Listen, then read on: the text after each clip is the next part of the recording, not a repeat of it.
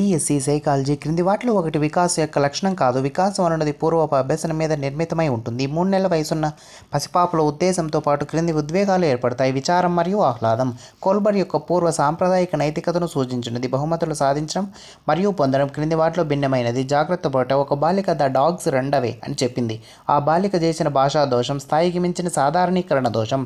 Vygotsky ప్రకారం పూర్వ పాఠశాల విద్యార్థులు తమ ప్రవర్తనను నిర్దేశించుకొనుటకు తమలో తాము మాట్లాడుకుంటుంటారు. ఇది ప్రైవేట్ ప్రసంగం. పిల్లవాడు ఈ దశలో కారణత్వం అభివృద్ధి చేసుకుంటాడు. అమూర్త ప్రచాలక దశ. పియాజే సిద్ధాంతం యొక్క విద్యా అనుప్రయుక్త నిర్మాణాత్మకవాదం. ఐక్యూలో అతిపెద్ద సారూప్యతను వీరి మధ్య కనుగొనవచ్చు. ఏకరూప కవలల మధ్య.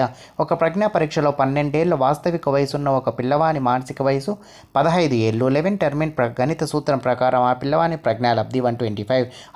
అత్యధికముగా సృజనాత్మకత ఉన్న పిల్లల్లో నిలకడగా ఉండని లక్షణం అత్యంత అధిక ప్రజ్ఞ. క్రింది వాటిలో ఒకటి సాంస్కృతిక కారకాల వలన చాలా ఎక్కువగా ప్రభావితం చేయబడుతుంది. పోరాడే లేక పారిపోయే స్పందన. క్రింది ప్రవచనాల్లో ఒకటి సత్యము. సాంప్రదాయిక నిబంధన కార్యసాధక నిబంధనల మధ్య భేదం సమగ్రమైనది కాదు. సుమతి యొక్క 3 విధులు: ఎన్కోడింగ్, నిల్వ చేయుట మరియు విషయాన్ని జ్ఞాపకం తెచ్చుకొనుట. మన పనులు ఏ విధంగా బ్రష్ చేసుకోవాలనే విషయం ఈ స్మృతిలో ఉంటుంది. విధానాత్మక స్మృతి.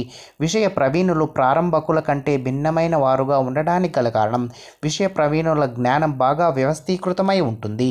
ప్రధానోపాధ్యాయునిపై కోపం ఉన్న ఉపాధ్యాయుడు ఆ కోపాన్ని విద్యార్థులపై చూపించడం అనేది ఈ రక్షక తంత్రం విస్థాపనం. మనిషి ఏమవ్వాలో అదే అవ్వాలి అని అబ్రహం మాస్లో చెప్పినప్పుడు తను వ్యక్తపరిచిన అవసరం ఏది? స్వీయ వాస్తవీకరణ అవసరం.